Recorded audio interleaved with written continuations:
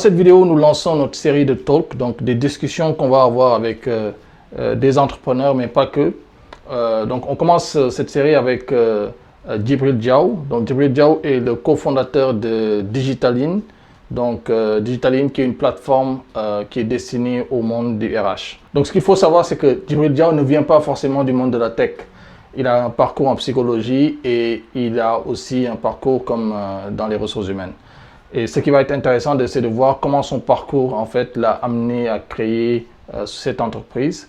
La plateforme est une plateforme SaaS. L'autre chose qui est intéressante, c'est que c'est une plateforme qui a été totalement bootstrappée, donc c'est-à-dire sans financement au départ. J'espère que vous allez apprécier le talk. Je laisse les informations de Digitaline dans la description pour ceux qui sont en entreprise, qui sont dans le monde du RH et qui sont intéressés par cette solution. Vous pourrez le contacter. Donc, on peut commencer peut-être par exemple, brièvement une présentation de déjà ce que tu fais. Tu te présentes un peu et puis qu'est-ce que tu fais et l'histoire derrière Digitaline. Je suis Djibril, je suis marié, père de deux enfants, marié depuis 13 années. Alors, j'ai un parcours en fait en psychologie. Moi, je viens de la psychologie, je viens pas de la tech. Donc ça, c'est une précision pour moi de taille. Ce qui explique aussi Digitaline que j'aurai l'occasion de partager, bien évidemment. Avant toute chose, oui, en tant que, on va dire, un parcours en psychologie, ça m'a permis de comprendre vraiment ce qu'est, on va dire, le fonctionnement tout simplement de notre cerveau, en tout cas comment les gens se comportent. C'est pas le comportement proprement dit, mais ce qui est derrière le comportement. Donc moi, ça m'a toujours fasciné, mais à l'époque, je ne voulais pas, en tout cas, exercer dans ce domaine-là. J'ai voulu très rapidement embrassé. En tout cas, j'étais attiré par le monde de l'entreprise. Donc, tout a commencé là. Et puis, j'ai commencé par la chasse de tête. J'étais chasseur de tête, donc headhunter. Je recrutais pour des boîtes, pour des entreprises en France. J'étais salarié dans une entreprise en France. Et puis, j'ai découvert les tests, on va dire, de personnalité quand j'étais étudiant. Donc, comprendre qui est la personne, etc. Donc, en tant qu'étudiant, mais même en tant qu'entrepreneur plus tard, moi, je me suis toujours intéressé, et en tant que DRH plus tard aussi, parce qu'après Headhunter, j'ai créé ma première boîte qui n'a pas vraiment fonctionné, mais cette boîte-là m'a permis de découvrir l'Afrique. Quand je dis découvrir l'Afrique, je suis né au Sénégal, hein, mais découvrir l'Afrique en tant que, on va dire, actif. En tant qu'actif, quand j'ai quitté le Sénégal, j'étais beaucoup plus jeune, j'étais diplômé juste de baccalauréat. Et je suis arrivé en France, j'ai fait ces études-là. Et là, je découvrais du coup le Sénégal avec, bien sûr tout ce que ça demande. Ça veut dire que j'ai pas appris à travailler au Sénégal. Donc c'était une belle découverte, une belle découverte. Mais pourquoi j'ai commencé à entreprendre? Peut-être ça peut être intéressant. Je me destinais pas vraiment à entreprendre au départ. Donc j'ai exercé les fonctions de headhunter, de DRH, mais plus tard, quand j'ai créé ma boîte, mais je me destinais pas à créer une boîte. Je m'en sentais même pas capable. C'est-à-dire, c'était même pas une idée qui me traversait l'esprit. Mais c'est par concours de circonstances. Et très rapidement, j'ai découvert en tant que salarié, j'avais des convictions très fortes de par ma personnalité, mon histoire, et que je ne dérogeais pas à mes principes. Bon, je pense que c'est important de rappeler ici que tout ce que j'ai fait jusque-là, c'est pas grand-chose, à mon sens, dans le sens où, et je le crois vraiment, je suis vraiment un jeune entrepreneur, mais je pense qu'en tant que croyant, c'est sûr, c'est certain, si j'en suis là, c'est grâce à Dieu. Ça, je tiens à le préciser, c'est grâce à Dieu, la santé qu'il m'a donnée, mais aussi la possibilité d'entreprendre. Mais je ne me destinais pas à entreprendre. C'est par concours de circonstances. J'avais des convictions très fortes en entreprise et je ne dérogeais pas à ces convictions-là. C'est-à-dire que quand je fais quelque chose, je l'ai fait à fond et je l'ai fait sur la base des principes et des valeurs auxquels je croyais. Et quand mon patron, mon N+1 ou le directeur de l'entreprise me demande de faire quelque chose qui est contraire à mes convictions, je dis non. Et j'ai été confronté à ça. Donc, j'ai été amené à me séparer du coup de mon employeur à l'époque. J'étais headhunter dans un cabinet de taille humaine ici en France. Et puis, bien sûr, la question, je me souviens, le directeur de cette boîte me disait, qu'est-ce que tu vas faire de ta vie? Et la première question, la première réponse que je lui ai faite, parce que je suis croyant, je lui ai dit, je ne me fais pas de soucis pour mon avenir. parce que je sais que mon avenir, je le crois foncièrement, est entre les mains de Dieu. Bien sûr, je lui ai dit que je ne sais pas, je ne m'inquiète pas pour mon avenir sans lui dire que mon avenir est entre les mains de Dieu. Parce que voilà, tu comprends, dire ça en français, il va me dire qu'il est complètement allumé ou le gars, etc., etc. Mais je savais ça au fond de moi. Bien sûr, je suis rentré chez moi, donc les semaines ont passé et j'aime lire et j'ai Mhm. fini en fait c'est après la lecture des mémoires de Abdou Diouf que j'ai décidé d'entreprendre. Ça, c'est intéressant.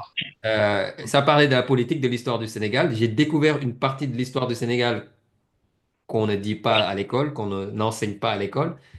Et je me souviens dans le livre d'Abdou Diouf, je le reprends même dans mes propos quand je parle, quand on fait nos podcasts, j'en parle. L'Unyep Ramwar.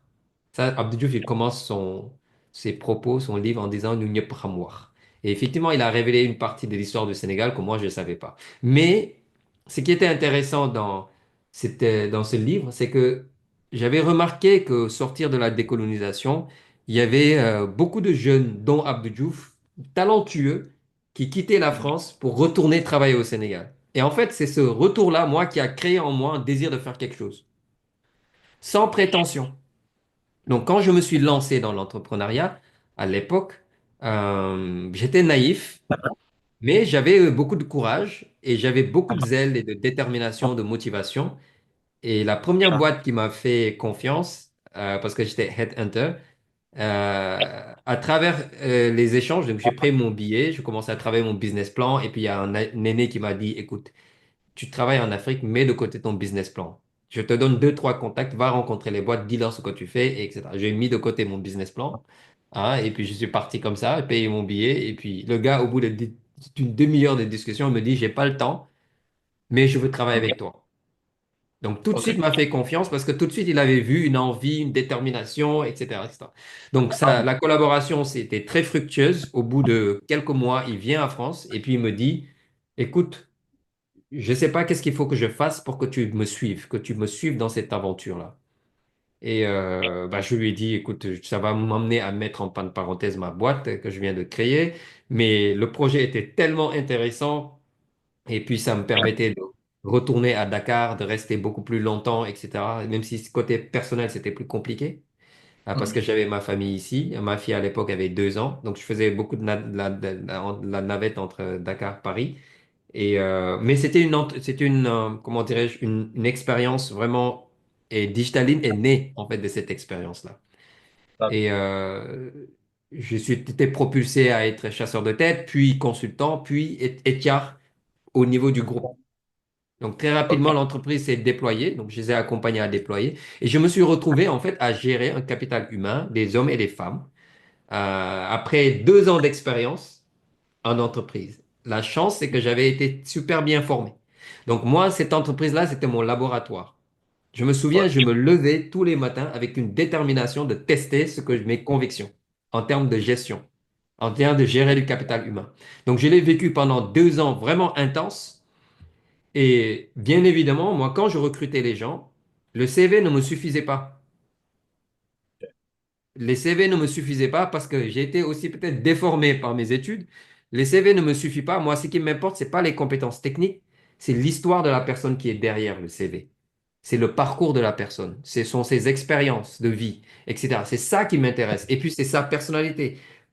Pour le souci premier pour moi, c'est de savoir si cette personne va matcher avec la culture de l'entreprise. Pour moi, c'était des questions importantes. Donc, j'ai fait passer des tests-là à beaucoup de gens et puis même à mes équipes.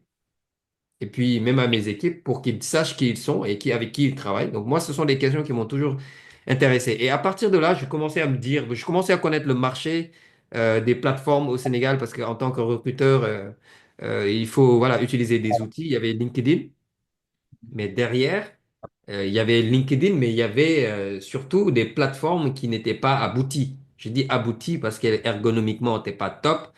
Et puis, il y avait beaucoup de copier-coller, hein. Et Ouais. puis, à l'époque, ils disaient beaucoup, ces plateformes-là, nous avons une base de données de 20 000 candidats, de 30 000 candidats, de 40 000 candidats.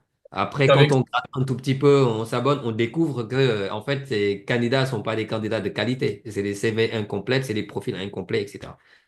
Faut savoir qu'à l'époque, ces plateformes utilisaient ce qu'on appelle des ATS, des Attracting Tracking System, qui permet en fait, Applicant Tracking System, qui permet en fait de suivre le processus de recrutement sur le plan purement, on va dire, administratif, suivi, CV, etc., etc. Donc c'est ça qui existait sur le marché. Et tiens, moi je me suis dit non, c'est pas suffisant ça, parce que à l'époque j'utilisais d'autres plateformes françaises pour faire passer les tests. Mais moi, je m'imagine une plateforme unique qui me permet d'avoir ces informations-là, de peut-être gérer le processus, mais derrière, pouvoir tester, connaître la personne, avoir les informations dont j'ai besoin avant de rencontrer la personne, mais pas que sur les aspects techniques. Donc, j'avais commencé à réfléchir sur la question, et puis, comme je le disais, mes convictions sont toujours fortes. Je ne me voyais pas rester dans cette entreprise-là parce elle commençait à prendre une tournure que je n'épousais pas, tout simplement, hein, pratique de fonctionnement managérial, etc., que je n'épousais pas, que je cautionnais pas en tout cas. Et ça m'a poussé, bien évidemment, avec des besoins de retourner effectivement être proche de ma famille parce que ça devenait être compliqué. J'ai décidé de quitter l'entreprise. En quittant, je savais que j'allais créer Digitally. Donc ça, je le savais déjà. Donc Digitaline est né, en fait, on va dire, de cette frustration-là de ne pas avoir une plateforme qui me permet d'avoir, en fait, comprendre la personne, mais uniquement sur le plan recrutement. le plan recrutement. D'ailleurs, c'était la prochaine question. Si tu peux nous expliquer, par exemple, c'est quoi Digitaline en termes simples? Par exemple, qu'est-ce que Digitaline fait actuellement? Bien sûr. Alors, au début, comme je le dis, Digitaline, c'était que du recrutement, mais très rapidement, je me suis rendu compte que sur le marché africain, en tout cas ouest africain, il y avait déjà des plateformes de recrutement. Quand même, nous, on faisait des choses différentes. C'est-à-dire, on ne faisait pas que du suivi administratif, du suivi du CV de la personne, de caler, d'aimer, de retenir son profil, etc., de le contacter plus tard par mail, etc. Nous, ce qu'on faisait déjà dans le recrutement, c'était on utilisait une technologie qui s'appelle le matching affinitaire. Donc, le matching Dans- par affinité, c'est de déterminer la compatibilité. Et je reviens sur ce que je souhaitais, moi. Ce qui m'intéressait, c'était de savoir si la personne match Ouais. avec la culture, avec le poste, avec l'environnement dans lequel on allait là. OK. Et donc, Digitaline a commencé comme ça en 2019. On a commencé comme ça, mais très rapidement, je me suis rendu compte que sur le marché, le recrutement, il y avait déjà beaucoup de plateformes et les gens n'étaient pas familiarisés. Il me fallait quelque chose, en fait, qui est beaucoup plus global, qui englobe, en fait, tout, on va dire, les domaines RH, mobilité. Là où je pouvais utiliser cette technologie-là. Je précise, là où je pouvais utiliser cette technologie. Mais je ne voulais pas que rester dans le domaine du recrutement. Parce que pour moi, le recrutement, c'était une partie des RH. Il y a la partie mobilité. Donc, ce que nous faisons aujourd'hui, c'est qu'au-delà du recrutement, on a des solutions qui gèrent les campagnes de recrutement, bien sûr, avec toujours cette technologie de matching. C'est de chercher le degré de compatibilité entre la personne, ses compétences, ses aptitudes et la personnalité pour le poste et la position du poste, la personnalité, y compris les soft skills. Parce que tous nos postes sont référencés. C'est-à-dire, on sait ce qui est attendu pour chaque poste dans notre plateforme. On sait ce qui est attendu en termes de soft skills pour occuper le poste, en termes de personnalité, en termes d'aptitude et compétences techniques. On sait. Donc, moi, j'ai cherché à avoir des algorithmes qui puissent, avec les équipes, bien sûr, faire des calculs pour donner un résultat qui puisse permettre à l'entreprise de prendre une décision. Ça, il fallait avoir un outil et notre objectif, c'est de pouvoir l'appliquer dans la mobilité, dans l'évaluation, de l'appliquer dans la formation. Quand je dis formation, c'est d'avoir des informations. Quand on remplace quelqu'un qui part, qui en interne, parce que ça, c'est nos fonctionnalités. Donc, on est une plateforme d'orientation professionnelle qui permet de gérer la mobilité, le recrutement, la formation en termes de, on va dire, de suivi et d'expression du besoin de formation, qui permet de gérer en tout cas les reclassements, hein, les repositionnements en interne, hein, qui permet de gérer aussi, de faire du bilan de compétences, quelqu'un qui fait X années dans la boîte, de le permettre à travers la plateforme dans son espace. Chaque collaborateur a son espace. Donc l'objectif, c'est de donner le moyen au RH, notre plateforme, de gérer tous ces domaines de recrutement, de ces domaines RH de manière dématérialisée, mais de donner aussi à chaque collaborateur, chaque salarié, de pouvoir piloter sa carrière dans la boîte. Ok, ok. Donc, C'est ce qui c'est ça, Digitaly. des autres types de plateformes, en fait. Pardon? En fait, c'est ce qui vous différencie des tout Oui, autres types de plateformes. exactement. Il faut savoir en fait que sur le marché ouest-africain, au Sénégal et ouest-africain, en Côte d'Ivoire, dans tout, ce qui existe aujourd'hui, c'est des ATS, c'est des SIRH au plus. Ouais, C'est-à-dire des systèmes d'information qui gèrent des systèmes d'information des RH. C'est que de ouais, l'administration. OK? C'est la paye, entre autres, ce sont les absences, les certificats, etc. Tout ce qui est du domaine administratif, RH. Nous, on n'est pas dans ce domaine-là. Nous, on est au niveau du développement des ouais. compétences, etc. Mobilité, formation, comment retenir les collaborateurs en interne. L'outil permet quelque part, en donnant la possibilité, la main au collaborateur de gérer sa carrière au sein de la boîte, c'est une manière de lui donner de la visibilité sur demain, sur son employabilité au sein de la boîte quand c'est un grand groupe, parce que nous travaillons qu'avec les grands groupes, au sein de l'entreprise, son employabilité. Ça, c'est une manière de permettre à la personne de se projeter dans l'entreprise, donc de fidéliser les collaborateurs. Je comprends. Je comprends. En fait, c'est un problème en général que tu vas retrouver sur les grandes entreprises qui, en fait, ont du mal à déjà recruter, mais aussi à garder le bon personnel. Bien sûr, Euh, toutes les entreprises ont cette problématique hein, de rétention. Et là, c'est un outil qui aide, qui fait une partie du travail de retenir les collaborateurs. C'est pas tout. Hein. Moi, je suis un HR. Mon objectif, l'outil me permet de gérer de manière dématérialisée, d'être efficient, d'être efficace et de me donner surtout du temps. Parce que l'outil, ce qu'il fait, c'est donner du temps au HR d'accompagner les collaborateurs, de discuter, d'échanger. OK? Et c'est toutes les tâches qui sont fastidieuses pour les boîtes, par exemple, toi tu pars, qui doit le remplacer? Les gens, ils travaillent aussi aujourd'hui avec Excel. Hein. Ils ont des ouais, données dans Excel qui ne permettent pas de faire ce genre de... Donc, notre outil va faciliter et donc donner du temps au HR pour réfléchir avec la personne, pour échanger avec la personne sur sa carrière, sur son positionnement, etc. Sachant que, encore une fois, j'insiste sur le fait que c'est une partie du travail de fidéliser les collaborateurs. Encore une fois, nous, notre objectif, parce qu'on ne peut pas tout modéliser, on ne peut pas avoir des fonctionnalités tout type de fonctionnalité, c'est pas possible. Techniquement, il y a des barrières, bien évidemment. Mais l'objectif, c'est de donner le pouvoir aux collaborateurs de devenir acteurs de sa propre évolution, de sa propre carrière, en lui donnant des éléments qui lui permettent d'apprécier qui elle est, où elle est, en termes de ouais. personnalité, ce que sont ses forces et ses faiblesses. Ça, c'est du domaine des soft skills. Quels sont ses soft skills? Quels sont ses rapports avec les autres, etc. Donc, toutes ces informations-là, et puis surtout, la cerise sur le gâteau dans notre plateforme, c'est que ça lui permet de projeter sur un autre poste et de se Ok, visualiser sur un autre poste. OK? ok. De se dire, tiens, je me projette et donc je simule mon positionnement avec mon profil sur ce poste. Et le résultat, il voit le résultat. Donc, en fait, la plateforme permet aux collaborateurs de gérer sa carrière sur le long terme. Et Effectivement. quand je suis En fait, salarié, en fait, il donne quand je une suis visibilité. salarié, Il pardon, donne en fait, il donne une visibilité au salarié en plus.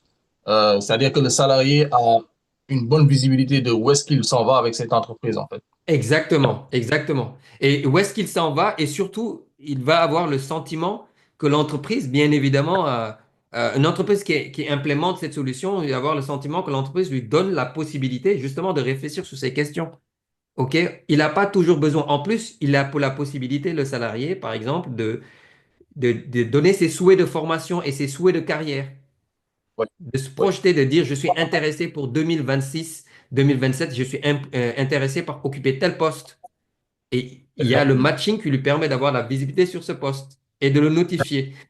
Et son manager, son N+1, voit ça. Donc le N+1, il n'attend plus, nous les RH, on connaît bien ce processus-là, il n'attend plus la fin de l'année pour faire une évaluation finale, pour savoir et ce que le salarié a besoin en termes de promotion, en termes, etc. Au quotidien, le manager a une visibilité sur le profil du salarié qu'il gère dans la plateforme et puis il peut le convoquer à tout moment pour échanger tout au long de Ouais, l'année sur les projets du salarié.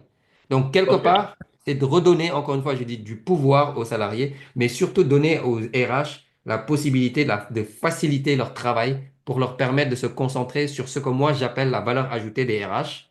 Ça veut dire conseiller, coacher, orienter, manager, etc. C'est ça pour moi la valeur ajoutée d'un RH. RH, effectivement. Effectivement. Je pense qu'on a bien compris, en fait, maintenant, la vision, en fait, de Digitaline. Qu'est-ce que vous faites? Toi, ton rôle spécifiquement dans l'entreprise, en tant que cofondateur, au quotidien, tu es dans quoi? Tu aides dans quoi? Moi, je jette dans tout.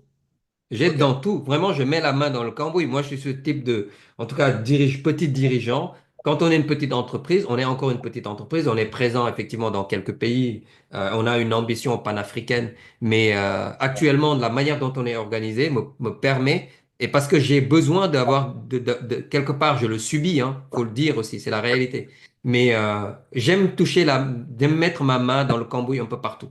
Donc aujourd'hui, je suis ambassadeur, je représente l'entreprise, bien évidemment.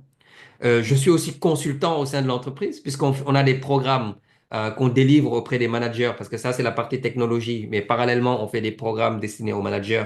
Je suis consultant, j'accompagne les managers, donc je suis OK. beaucoup dans le face-to-face avec les managers, les aider à leur permettre, en tout cas, de monter en compétence, de gérer les hommes et les femmes. Très compliqué de gérer les hommes et les femmes, c'est pas Ouais, toujours bien sûr. facile. Et donc, sur ces questions-là, j'interviens. Donc, j'ai OK. aussi cette casquette d'intervenir dans les programmes grâce à ma connaissance aussi du métier RH hein, et du management en particulier, de gérer les hommes dans le contexte d'une entreprise, bien évidemment. Donc, je touche à tout. Mes équipes techniques, c'est moi leur client. Moi, je leur explique, j'ai réfléchi sur la plateforme de demain.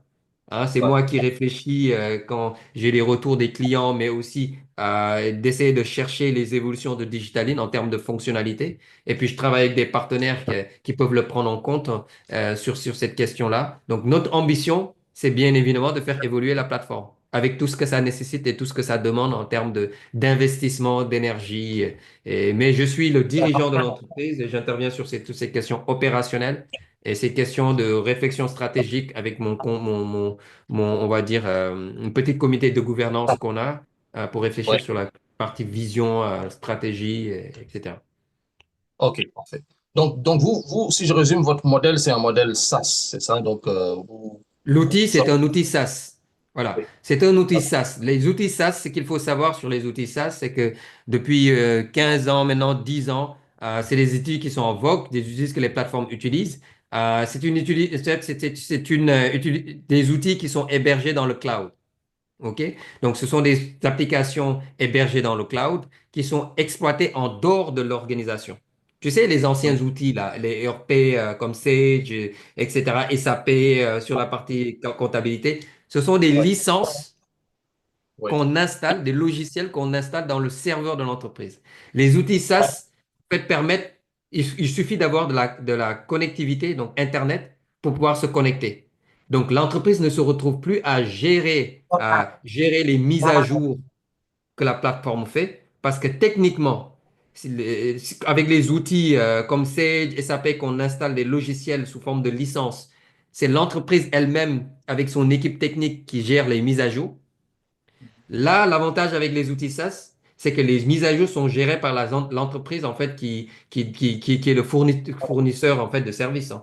D'accord? Donc, Effectivement. l'utilisation de la solution est généralement facturée sous forme, par exemple, d'abonnement mensuel et selon le nombre d'utilisations. Donc, c'est beaucoup plus rapide, c'est beaucoup plus efficace pour Effectivement. nous. Effectivement. C'est un modèle vraiment intéressant et d'ailleurs, c'est pour ça que ce que tu fais nous intéresse. Et en plus de ça, je vois que vous êtes un SaaS qui est bootstrappé. Donc, vous n'avez pas levé de fonds pour l'instant et j'imagine que c'est un choix.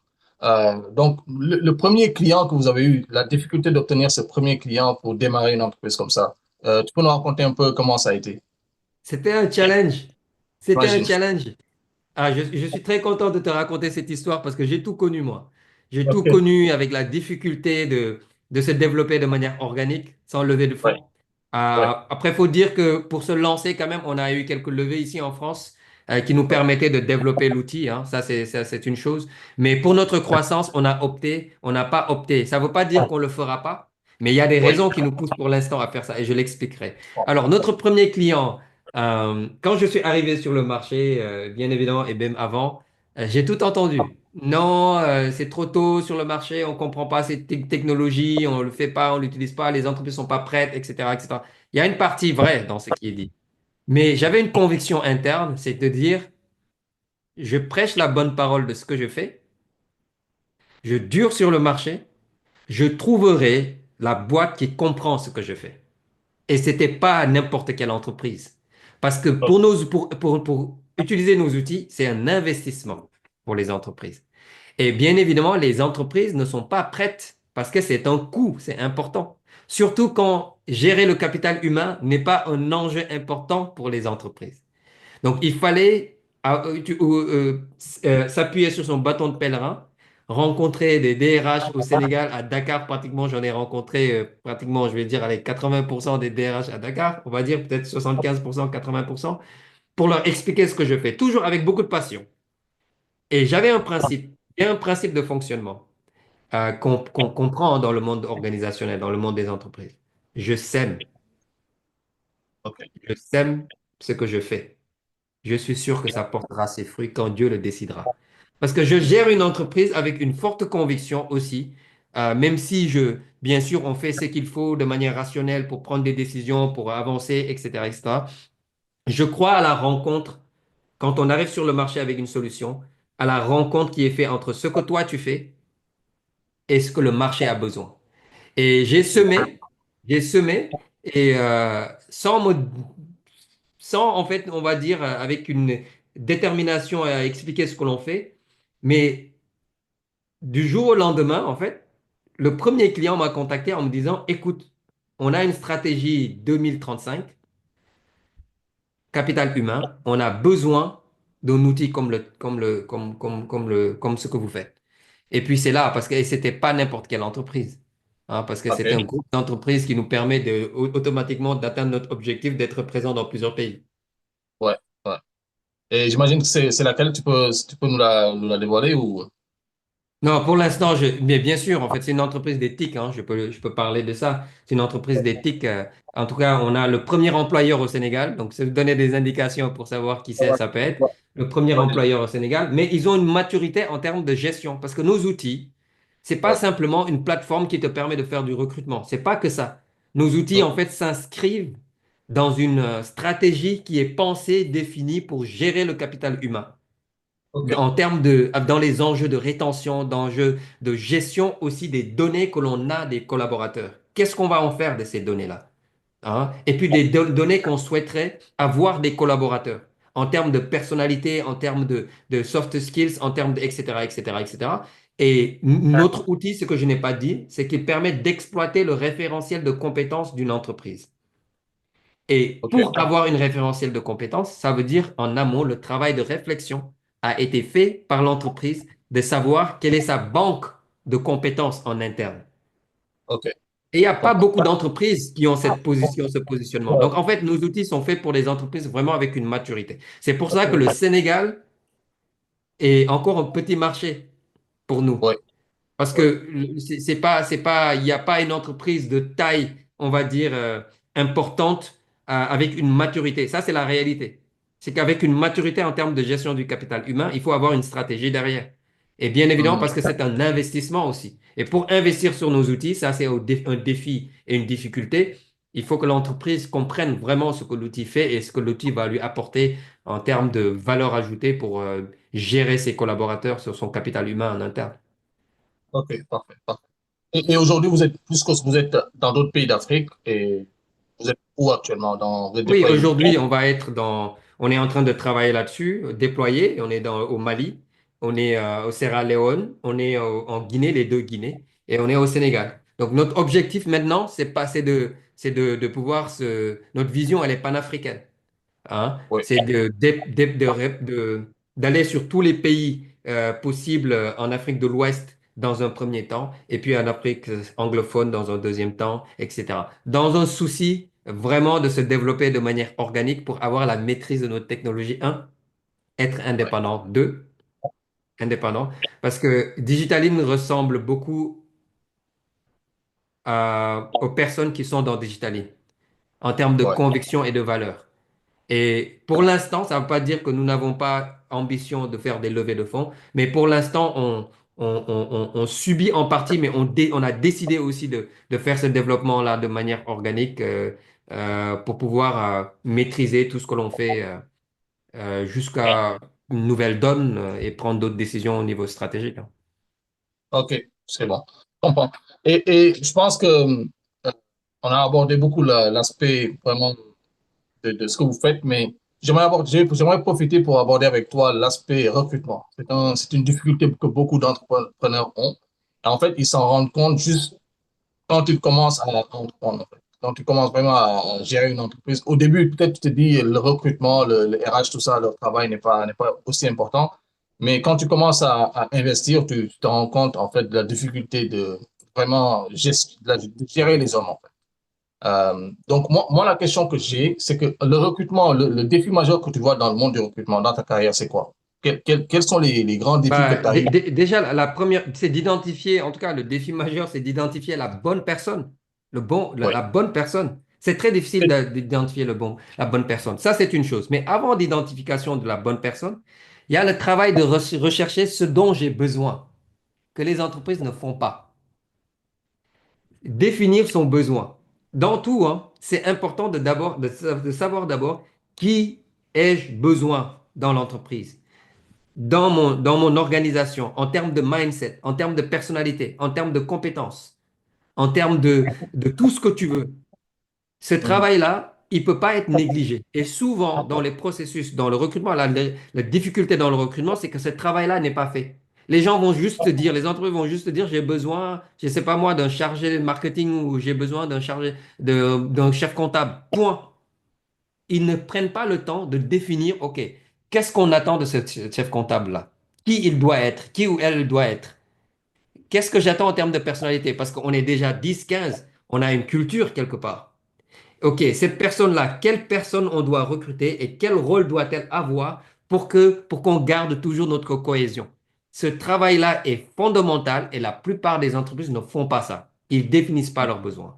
Maintenant, une fois qu'on a fait ce travail, on suppose qu'on a fait ce travail, la difficulté, c'est d'aller chercher ce profil-là sur le marché. Et bien évidemment, pour les postes qui sont très connus que je viens de citer, c'est facile de les trouver parce qu'ils sont sur LinkedIn. Ils sont déjà sur les plateformes qui sont connues. Mais il y a de ces profils, peut-être en termes de personnalité, qui ne se trouvent pas sur LinkedIn. Comment il faut le faire pour le... C'est là où interviennent souvent maintenant les chasseurs de tête qui sont taillés en termes de taille, d'effectifs et de compétences pour mobiliser les ressources pour aller chercher. C'est difficile souvent pour une entreprise d'aller chercher parce que c'est du temps et le temps, c'est de l'argent. Et souvent, Oui. quand en entreprise finale, moi j'ai connu ça quand j'étais RH aussi hein, en Afrique, hein. C'est que c'est du temps, il faut mobiliser une ressource en interne qui arrête le travail qu'il faisait en interne pour se consacrer Oui. au recrutement. Hein, identifier les profils, les recevoir, les qualifier, etc., etc. Tout ça, c'est du temps. Et c'est le temps, c'est l'argent. C'est pour ça que c'est pertinent, effectivement, d'avoir des entreprises, des chasseurs de tête qui puissent faire ce travail. Après, ça, c'est une autre question, hein, parce que tous les chasseurs de tête ne se valent pas. Tous les cabinets de recrutement qui existent sur le marché ouest africain ne se valent pas. Ça, il faut le dire. Voilà, ça c'est une réalité parce qu'ils n'utilisent pas tous les mêmes techniques, ils ne sont pas aussi professionnels qu'ils veulent le faire croire et ont des méthodologies qui datent je sais pas moi, peut-être du XXe siècle en termes de recrutement pour pouvoir et c'est vrai, c'est pas quelque chose que je dis comme ça. Je suis sur le marché en tant que chasseur de tête, j'ai vu ce qui se fait sur le marché. Par ailleurs, il y a de très bons recruteurs qui sont sur le marché ouest africain également, hein, qu'ils soient en entreprise ou bien qu'ils soient chasseurs de tête indépendants. Mais la difficulté réside vraiment dans l'identification de ces profils.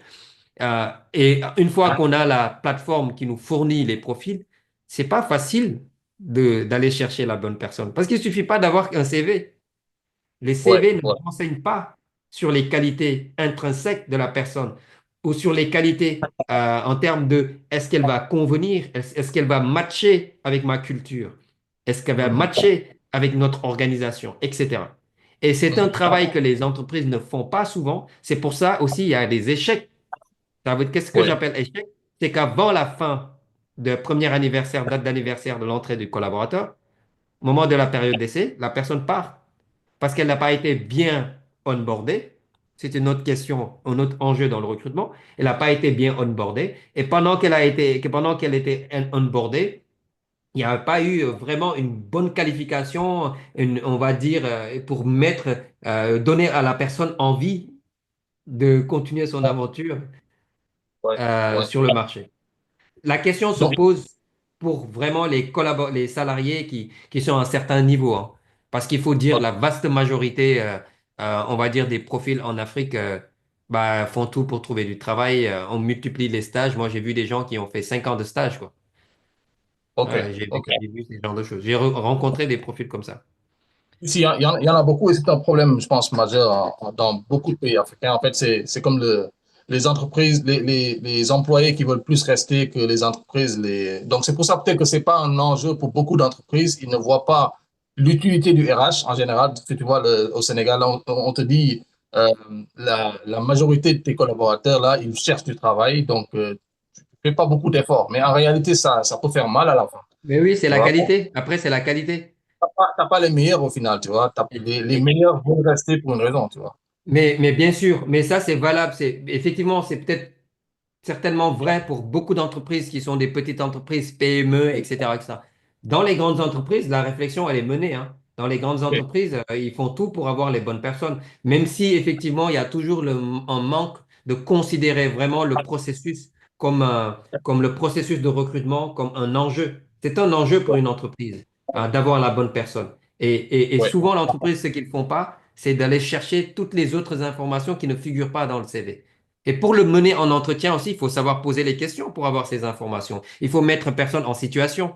Il faut Ok. éventuellement tester ses compétences techniques, mais aussi sa personnalité. Avoir des éléments, des informations qui vont renseigner sur la personne qu'on va recruter dans quelque temps, etc., etc.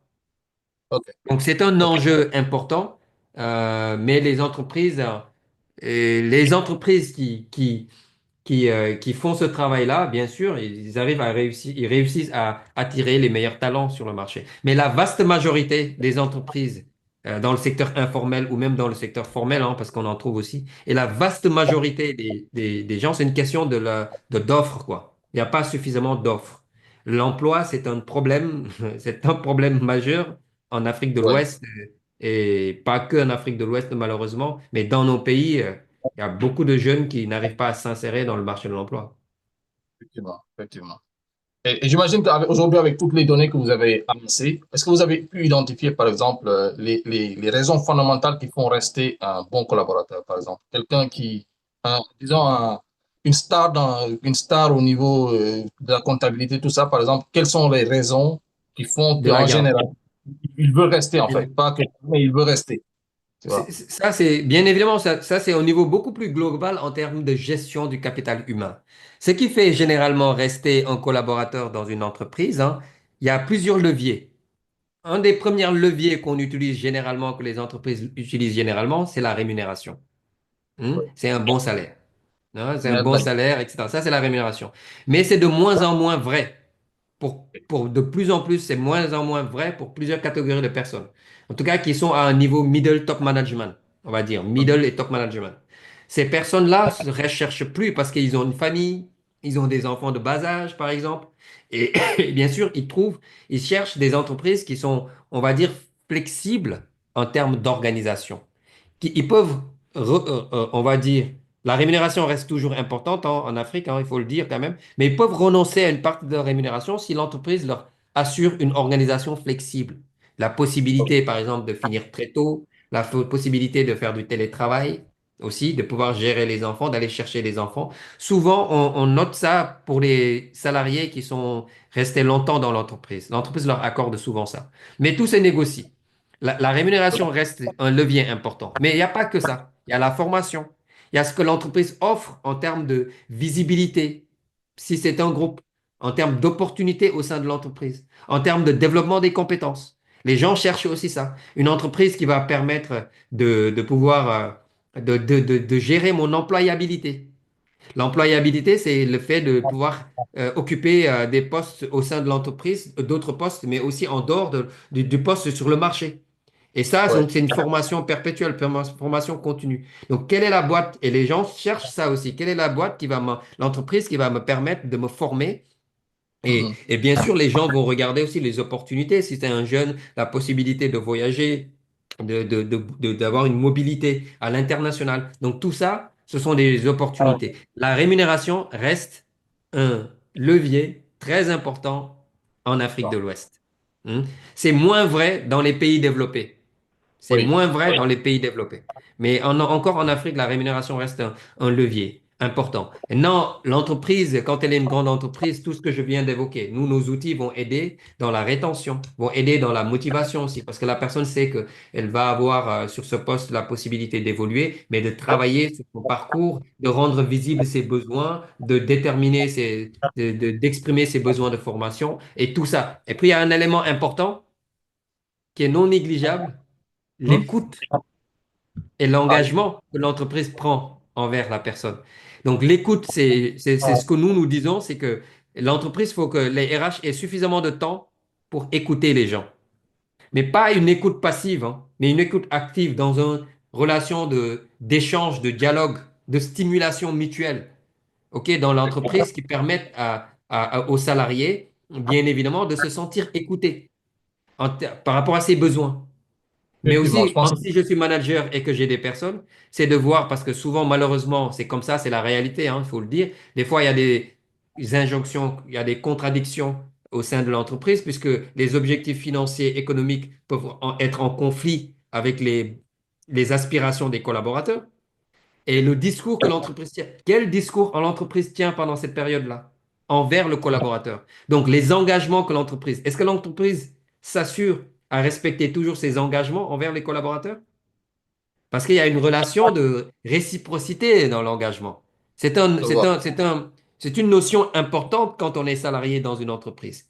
Le Ouais, fait de ouais, respecter ses engagements. Et donc, toutes les entreprises qui travaillent sur ces sujets-là, effectivement réussissent aujourd'hui à garder longtemps leurs collaborateurs. On va dire ce que tu appelles les stars, hein, sachant que les stars en Afrique de l'Ouest, ils bougent souvent beaucoup souvent, ouais. par rapport aux sous, par rapport au gagner un peu plus. Ouais, Hmm. effectivement. C'est ça, il y a Les beaucoup de gens veulent mobilité. toujours gagner plus.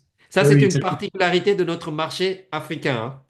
Les ouais, gens ouais. quittent une boîte pour une différence de 100 000 francs, Ah, tu vois. de 200 euros. Bon, c'est pas Ouais. négligeable, mais quand on gère sa carrière, on Ouais, quitte pas pour 200, pour 50 euros ou 100 euros de plus. Je quitte pas ouais, pour ça, puisque je gère une carrière sur le long terme. ouais, Et ouais. moi, j'ai rencontré des profils comme ça, qui restent à peu près 1 an et demi dans l'entreprise. En tant que recruteur, ça me rassure pas, parce Ouais, qu'il n'y c'est a sûr. rien qui me dit que si je te recrute, tu vas rester longtemps avec moi. Ouais, c'est sûr, hein. C'est un problème, c'est un problème majeur, je crois. Mais en même temps aussi, tu sais, dans nos pays, là, je veux dire, l'argent fait tout, en fait. On a peu de services et tout, donc tu as besoin d'argent pour aider la famille, aider, tu vois, donc, Oui, les mais ça comme là, n'explique pas tout. ouais, c'est vrai, c'est vrai. Ça n'explique pas tout, en fait. On est tous, on a de la famille, tu as de la famille en Afrique, j'ai de la famille en Afrique. On est tous tributaires des obligations sociales que nous avons envers nos familles.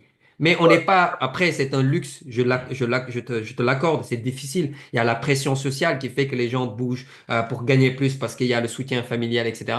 Mais encore une fois, il faut se poser les bonnes questions. Les gens mhm. réfléchissent malheureusement sur le court terme. Ouais, ouais, ouais. Quand je gère ma carrière, longue carrière, j'ai de l'ancienneté. L'ancienneté impacte ma rémunération. Mais Mhm. l'ancienneté aussi me permet d'occuper d'autres postes si c'est une grande boîte, qui me permet de Ouais, gagner plus, mais qui me permet aussi d'étoffer en termes de compétences mes objectifs pour peut-être être directeur dans la boîte. Les gens mhm. réfléchissent souvent, ne réfléchissent pas sur le long terme, ils réfléchissent court terme. Court terme. Parce que, crois-moi, une entreprise, un bon profil, et encore une fois, il faut le préciser, hein, ce qu'on appelle des stars, peut-être que je dis pas tellement la chose, mais ce qu'on appelle des stars, les stars dans les entreprises, c'est-à-dire les bons profils dans les entreprises, souvent restent longtemps, restent minimum 5 ans dans une boîte. Ils quittent Ok, pas, hein. Parce que, justement, parce qu'ils sont stars, ils arrivent avec des avantages ouais, au sein c'est de sûr, l'entreprise. Donc, c'est sûr. quelqu'un qui gère sa carrière, souvent prend le temps de la construire. Et pour la construire sur le long terme, on peut gagner de l'argent sur le long terme.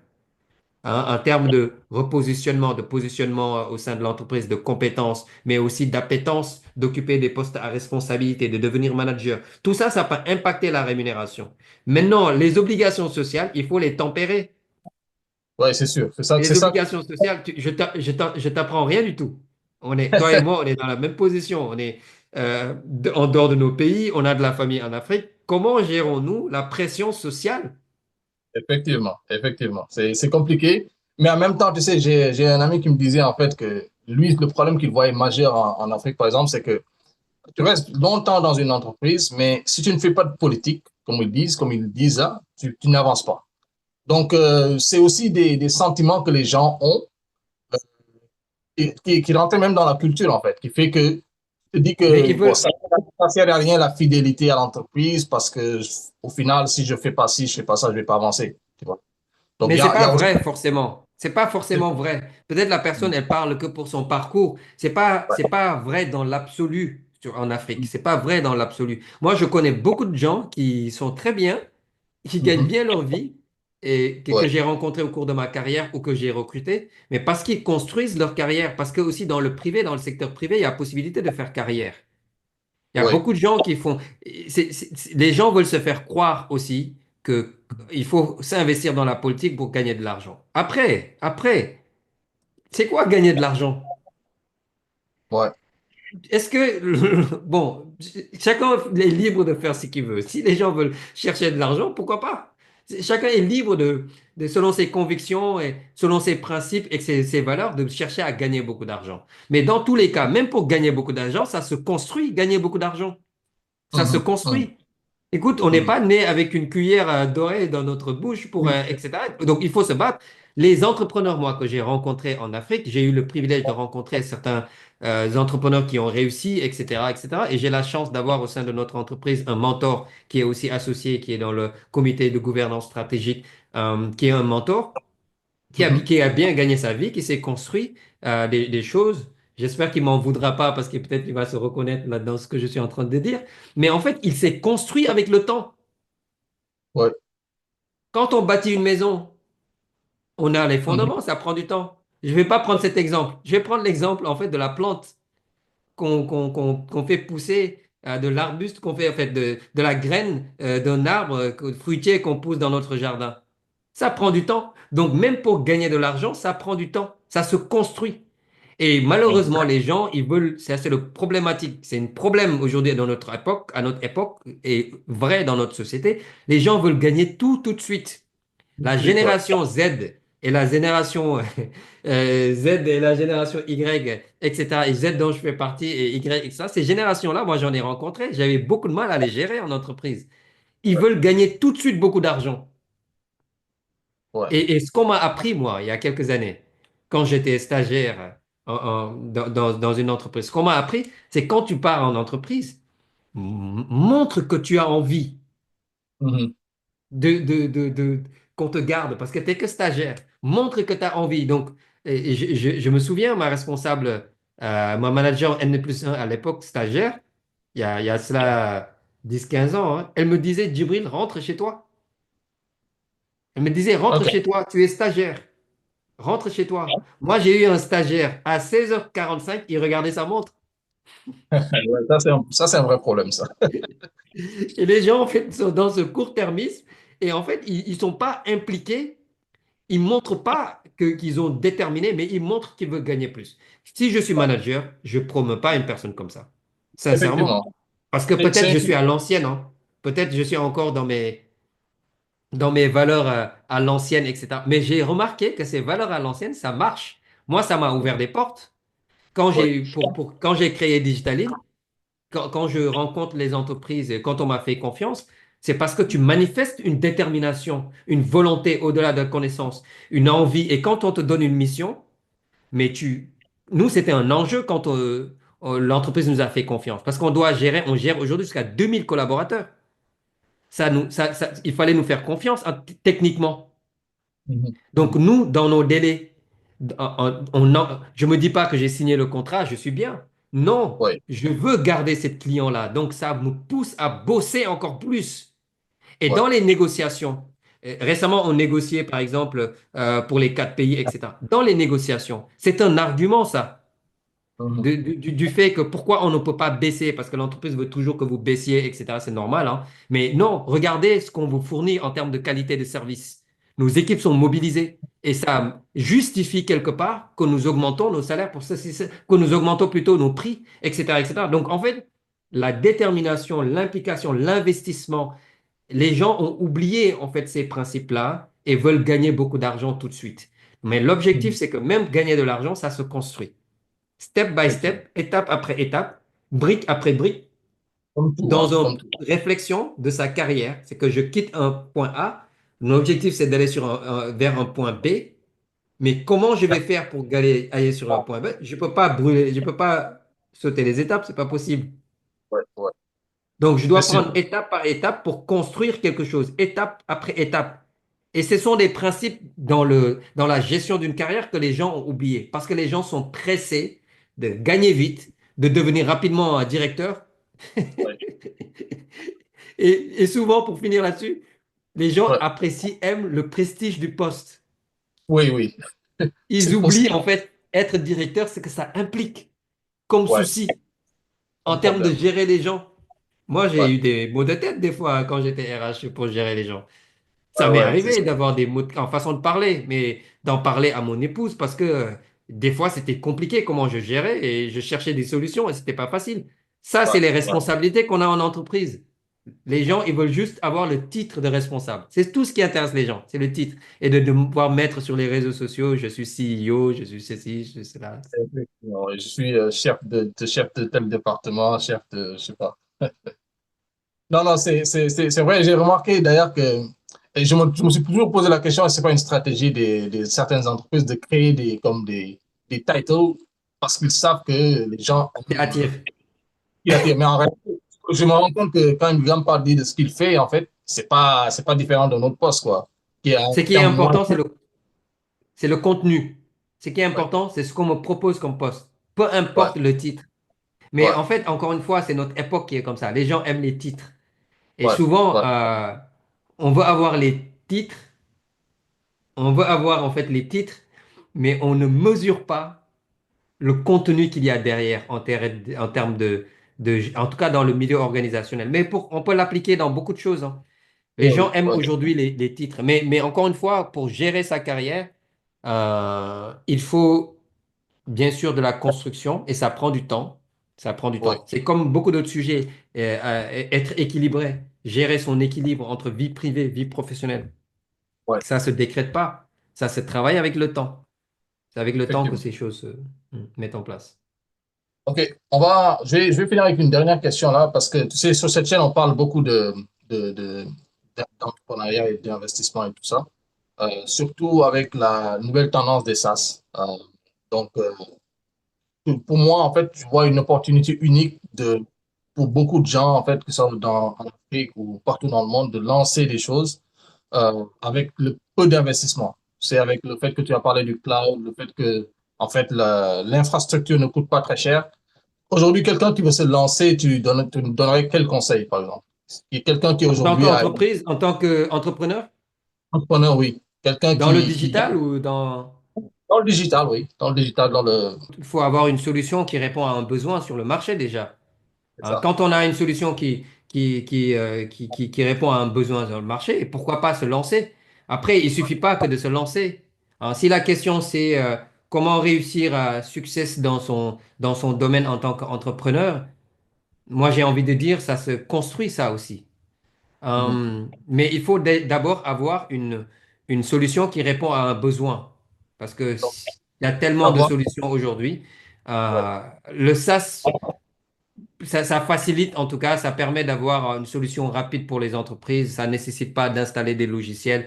C'est dans le serveur, etc. C'est rapide, hein, c'est rapide. On aurait pu se développer avec une solution logicielle, licence qu'on installe, etc. Mais en fait, on s'est rendu compte que oui, la technologie nous permet d'avoir des solutions qui nous permettent de nous lancer rapidement sur le marché. Donc ça, c'est la rapidité de pénétrer le marché et d'arriver sur le marché avec sa solution toute faite, clé en main. Maintenant, si c'est réussir euh, autrement, moi je pense que tout ça, tout se construit. L'essentiel, c'est d'avoir une vision dès le départ, d'avoir une ambition, en tout cas liée à cette vision-là, bien sûr une stratégie. Et la chose la plus difficile, c'est de bien s'entourer. Oui, oui. C'est de bien s'entourer. C'est pas Euh, facile J'aimerais vraiment que tu L'entreprise, c'est élabores, une... j'aimerais vraiment que tu élabores sur cette partie-là, s'entourer passe par s'entourer. Bien Exactement. sûr. Bien sûr. Ce que j'entends par s'entourer, c'est qu'une entreprise, on n'est pas tout seul. On n'est pas tout seul. L'expérience que j'ai eue en France, par exemple, c'est de nous dire que quand on va pitcher son projet pour lever des fonds, parce que j'en ai aussi fait, etc., on dit souvent qui constitue l'équipe. Pour les business angels et pour les financiers qui capitalisent investissement capital, c'est très important pour eux si tu es entouré ou pas, pour Oui, voir la complémentarité. Maintenant, oui. gérer une entreprise, c'est une expérience de vie, c'est une aventure humaine. Hum, Il faut bien faire attention d'avoir la bonne personne. oui, Et souvent, les gens, c'est qu'ils voient, le critère premier qu'ils voient, c'est les financiers. C'est important, c'est non négligeable. Mais moi, personnellement, je n'ai pas cherché que financier. En tout cas, je l'assume. Même si ça a pu ralentir notre croissance, parce qu'avant qu'on se développe, qu'on commence à se développer, ça a pris du temps. Mais c'est normal, hein. Il fallait de la patience, du travail, des efforts, etc. J'ai la chance et j'ai fait le choix d'aller chercher des personnes qui, au-delà de leur capital finance, vont m'apporter en termes de critique, en termes de challenge, en termes aussi d'humanité. C'est une aventure humaine. Je suis très content de pouvoir parler à mes associés comme je suis. C'est pas toujours oui, facile. C'est-à-dire de dire que je suis pas d'accord, de le dire d'une certaine manière, et parce que c'est des gens qui me connaissent. Et c'est des gens qui me donnent la latitude de gérer. J'ai pas la pression. C'est pour ça aussi qu'on n'a pas fait des levées. Quand on a fait des levées, on a un souci de rentabilité oui, oui, oui. très rapide. Nous, on n'a pas fait ce choix parce on l'a subi d'une part, mais de notre part, on a fait ce choix aussi. Et j'ai cette chance-là d'avoir, moi, des associés qui me laissent le temps parce qu'ils comprennent ce que je leur dis humainement. Et c'est difficile, des fois. On n'est pas toujours d'accord. Mais en fait, on n'est pas toujours d'accord. C'est dans la fraternité. Ouais. C'est pas des coups bas. Et ils ont une confiance qu'ils ont mis en moi de me laisser gérer la boîte. Ils ont une confiance. Ça nécessite de la confiance. Mais c'est ce que moi j'appelle bien entouré. Mais il n'y a pas que ça, bien entouré. Il n'y a pas que cette partie-là. Il y a aussi être bien entouré dans son cercle familial. Ça, c'est fondamental quand on se lance dans un projet d'entreprise. Surtout en tant que, je le dis bien, en tant qu'Africain. Pourquoi je dis ça? On a des obligations sociales. Ouais, Le malheur pour nous, entreprises, c'est qu'en Afrique, on pense que dès qu'on crée son entreprise, on est devenu riche. ouais, ouais. Ça, c'est un Et problème. moi, j'ai l'expérience avec une de mes tantes. Ouais. J'ai eu cette expérience qui me demande de faire quelque chose. Je lui dis, mais attends, pourquoi tu ne demanderais pas à telle personne de le faire? Tu penses que je suis riche parce que je gère une entreprise? Elle m'a dit, oui, je crois que tu es riche. Et c'est pour rigoler ça. Mais en fait, Ouais. c'est un frein, ça. C'est un frein. Je t'assure, hein, j'insiste sur ce point-là. J'ai rencontré une personne qui a un talent incroyable en tant que réalisation, film, etc., etc., qui m'a sollicité, parce que je l'avais sollicité par l'intermédiaire d'une autre personne quand on se lançait, quelques années qui m'a sollicité pour que je l'aide pour son développement, en le mettant en relation avec des gens, etc., etc. On est devenus des amis. Il a travaillé aussi pour nous sur Mhm. certains sujets. J'ai fait appel à lui parce qu'il a un talent. Je comprends pas comment il peut pas réussir. Donc, je l'ai invité quand je suis allé au Sénégal. J'ai discuté avec lui, j'ai passé du temps avec lui. Ouais. Et j'étais pas surpris. Il m'a parlé de la pression sociale, familiale. Tout ce qu'il gagne, il doit le redonner à la famille. Comment on peut se développer Ouais. en, en étant vache à lait? Ouais, ouais. C'est-à-dire C'est que un... tout ce que je produis, je redonne à ma famille. Et même pour moi, hein, dans Digitaline, j'étais confronté à cette réalité-là. J'ai dû Mhm. batailler avec ma famille, de leur dire, je construis quelque chose, je ne suis pas prêt. Je Ouais. construis et ça nécessite des fois des efforts. Ça nécessite un effort financier, mais moi, j'ai vécu cet effort. J'ai connu des choses difficiles dans ma boîte. Mhm. Je suis content d'arriver à une étape qui est importante, qui nous permet de miser sur l'avenir pour nous développer, si Dieu le veut. Mais Ça nécessitait en fait des efforts financiers. Je sortais pas du coup tout ce que je gagnais. Donc, il fallait que j'ai Ouais. une discussion, une relation, on va dire, avec ma famille, des fois difficile pour expliquer un certain nombre de choses. Et je ne veux pas forcément rentrer dans les détails d'expliquer un certain nombre de choses, mais de leur expliquer que c'est pas parce que je dirige une entreprise que je suis devenu riche, quoi. Mhm. Vous voyez Mhm. tu vois ce que je veux dire? Donc, en fait, être bien entouré, c'est aussi le cercle familial, le cercle direct de la famille, la pression sociale. Ça peut Ouais. empêcher quelqu'un de réussir. Et maintenant, réussir autrement, c'est ne pas chercher quand je dis bien s'entourer, c'est pas chercher à faire comme tout le monde. C'est, pour moi, réussir un projet, ça nécessite des principes et des valeurs qui sont fondamentaux pour pouvoir avoir une assise solide, avoir des fondations solides pour après se Mhm. développer. Donc, ça veut Effectivement. dire que cherche pas à faire, je m'inspire de ce qui se fait de bien, mais j'essaie pas de copier les gens. J'ai mes convictions, j'ai ma personnalité, j'ai ma manière de faire les choses et je me bats et j'essaie d'apporter des choses, etc. Mais ça, ce n'est pas possible si je ne suis pas bien entouré par des associés qui comprennent, avec qui je peux me battre pour faire augmenter le capital, où ils doivent mettre des sous, avec qui je peux me battre pour négocier encore une fois des choses, etc., etc. C'est pas toujours facile. Donc, il faut Mhm. s'entourer d'associés qui ont la compréhension, qui sont capables de t'écouter. Moi, mon mentor, qui est aussi un associé, il m'écoute. Mhm. Et Ouais. quand on a rencontré, quand j'ai connu des moments difficiles, je m'en suis ouvert à lui. Ça a été une grande aide psychologique. Il m'a écouté et j'étais sur le point de prendre une décision un peu radicale parce que ça me touchait personnellement.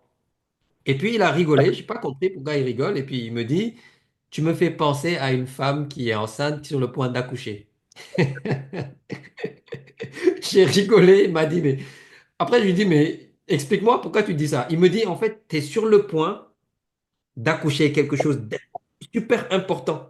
Donc, il m'a permis en fait de prendre du recul avec la gestion, de prendre du recul, humainement de prendre du recul. Il m'a dit, prends une semaine, prends des vacances une semaine, profite de ta famille, prends du recul avec la boîte et tu reviens avec fraîcheur. Il m'a fait comprendre une chose qui est fondamentale. Il m'a dit, il faut que tu fasses la distinction entre toi, Djibril, en tant que CEO, en tant qu'associé et en tant que personne. Et il fallait quelqu'un d'expérience, qui a une expérience pour me parler comme ça, pour que je comprenne. Donc, il m'a aidé à switcher, à Ouais. comprendre des choses. Ça fait partie de ce qui nourrit l'entrepreneur. Parce que la vie d'entrepreneur, c'est difficile. Tout n'est pas toujours facile. Et on ne réussit pas tout de suite. J'ai vu Ouais. très peu de bons. Il y a des entreprises qui le font, hein, qui ont Mhm. réussi très peu de temps, lever des fonds, etc. J'en ai vu énormément qui ont fait en très peu de temps des levées de fonds. Au bout de de 2 ans, 3 ans, bah, qui ont, comment dirais-je, fermé Ça, boutique. la majorité des entreprises, d'ailleurs, les startups qui lèvent en général, en fait, à un moment donné ou à un autre, en Oui, boutique, quoi. Donc, il y a la problématique certainement du financier qui est un souci en fait d'avoir une rentabilité importante pour satisfaire les actionnaires, c'est une chose. Mais c'est pas la seule chose. Il y a mhm. la, il y a l'aspect humain de l'aventure.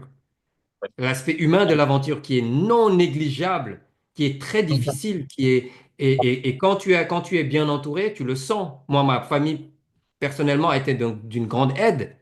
Mon Ouais. épouse, mes enfants ont été une grande aide. Mon entourage d'amitié, mon cercle d'amitié a été une grande aide, avec des encouragements, avec tu vas y réussir, tu as fait jusque-là, tu ne vas pas lâcher, tu dois dépasser, tu es capable, etc., etc. Tout ça, ça joue. Hein. Et la Ouais. pression sociale, j'ai aussi eu la famille qui a compris finalement, qui a accepté de me dire, oui, c'est vrai, on comprend ce que tu nous dis, on te laisse pour l'instant avancer avec la boîte pour demain, espérant demain mieux nous aider. Je dis, ouais, c'est comme ça que ça se passe. C'est comme ça que Ça, ça doit se passer. c'est comme ça, effectivement. Juste une dernière question, je vais en profiter avant qu'on fasse la conclusion. La période où, en fait, tu es passé de salarié à je me lance, c'est-à-dire que tu t'es décidé. J'imagine que c'est très difficile parce que tu abandonnes le confort pour prendre un risque où tu ne sais pas où ça va te mener. Cette question-là, moi, elle est fondamentale. Je voulais te la poser bien avant, mais j'ai pas pensé. Mais cette période-là, tu peux nous la décrire rapidement? Euh, Oui, j'ai eu une discussion hier avec un entrepreneur, une voisine entrepreneur que j'ai rencontrée et on parlait de cette question-là parce elle a ce choix aussi difficile. Bien sûr, c'est un risque énorme, mais en fait, comme je le disais au début, je voulais pas devenir entrepreneur, j'y pensais même pas. Mais l'appétit vient en mangeant, en fait. C'est le besoin quelque part aussi de liberté qui est très forte. OK? En tout cas, pour ma part. Et je pense que s'il y a un dénominateur commun de tous les entrepreneurs, ils te disent liberté d'organiser mon temps comme je l'entends. C'est un luxe. Et Ouais, bien évidemment, le risque, il est important. C'est que tu abandonnes en confort pour aller. Mais en fait, le jeu en vaut la chandelle. ouais. Parce qu'en fait, encore une fois, c'est pour ça être bien entouré est super important. Ah, J'avais dans ma famille des gens qui sont capables de me dire, OK, mon épouse la première en me disant, tu veux le faire? Vas-y. On va s'organiser différemment à la maison. On va faire des choses comme ça. Vas-y, parce qu'elle croit aussi à ce projet-là. Tu vois ce que je veux dire? Donc, le risque, il était important, mais il était mesuré aussi parce que en termes de soutien familial, j'avais aussi. Après, concrètement, j'avais aussi pendant les 2 premières années des indemnités.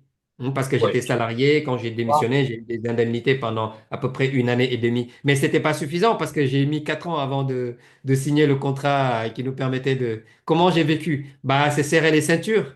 C'est difficile des fois. Mais le besoin, moi, ça répondait entreprendre.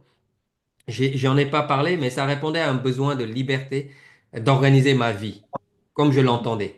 Je suis un entrepreneur atypique. J'apporte, et je pense que je suis pas le seul de toute façon. C'est pas pour dire etc.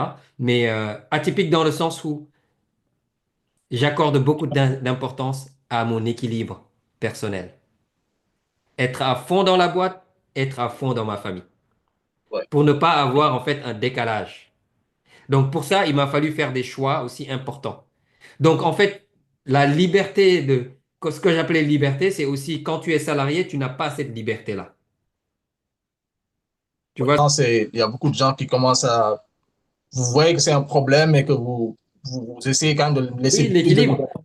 liberté. Bien sûr, parce L'équilibre, que beaucoup d'entreprises dans les pays occidentaux ont compris ça, hein. Ils essaient d'avoir un bon équilibre pour leurs salariés, pour leur permettre de travailler à la maison, de gérer leur vie et de venir. Et l'expérience a montré, par exemple, que les gens qui restaient à la maison travaillaient encore beaucoup plus que s'ils étaient en ouais, entreprise. Donc, ouais, ouais, mais c'était pas un saut facile, mais c'était ouais. un saut qui est mesuré. Et quand on est entrepreneur, bien évidemment, une entreprise dans sa genèse, c'est comme un bébé. Mhm. Elle a besoin de temps, elle a besoin d'investissement, elle a besoin de se focaliser là-dessus. Quand on est partagé, on n'arrive pas à faire les deux. Donc souvent, c'est compliqué quand quelqu'un est salarié et gère une boîte. À un moment donné, il va lâcher l'un ou l'autre. Hein. Ouais, ouais. Mais encore une fois, si on est bien entouré, on a assuré ses arrières, on Mhm. a économisé suffisamment, donc c'est assurer ses arrières. En tout cas, Mhm. sur un temps, Ouais, le jeu en vaut la chandelle. Parce ouais, que c'est pas équilibré, encore une fois, mais en fait, c'est la liberté que j'ai dans de fait d'entreprendre. effectivement. Voilà, j'organise mon temps comme je veux, j'organise ma vie comme je veux, et il y a des pics d'activité. Donc moi, pour mon besoin d'équilibre, il m'a fallu aussi prendre des décisions importantes dans l'organisation de ma vie en tant qu'entrepreneur. Moi, j'ai rencontré beaucoup d'entrepreneurs qui ont divorcé. Oui, oui, J'en ai je vois. rencontré énormément qui ont réussi, hein, mais ils ont fait un choix de privilégier leur business que de privilégier leur famille. Ah, moi, j'ai besoin de ma famille pour continuer mon business. Donc, il faut ménager les choux et la carotte et la chèvre, comme on dit, et il faut réussir à trouver le bon équilibre. Ça, c'est fait avec le temps. Ça se fait avec le temps. Tout ne s'improvise pas, ça se fait pas tout de suite. Petit à petit, avec mon épouse, on a réussi à mettre les choses en place, une organisation qui nous permette d'arriver à ce stade où on est, on va dire, on estime être suffisamment bien pour pouvoir poursuivre les efforts financiers, même si c'est pas toujours facile. C'est pas toujours facile, hein. Parce que les gens, ils pensent que tu as une entreprise, c'est facile, et que tu as des équipes. Moi, j'ai dû faire des choix difficiles, et puis voilà. Donc, et je suis pas le seul, hein. Il y a d'autres entrepreneurs qui ont fait la même chose. C'est sûr. En tout cas, merci beaucoup, Djibril. Vraiment, c'était un échange très, très intéressant. Je pense que, donc, vraiment, merci pour cette expérience avec toi. Merci pour la Super. confiance aussi. C'était opportunité de te partager cette expérience. On a beaucoup d'autres choses. En fait, on a un chemin dans notre parcours de croissance, etc. On n'a pas atteint tous nos objectifs, mais c'est une aventure humaine que je regrette pas, qui m'a beaucoup appris sur moi-même. Merci pour la confiance et j'espère effectivement que les gens qui nous écouteront pourront tirer des enseignements pour leur propre projet, leur propre business, quoi.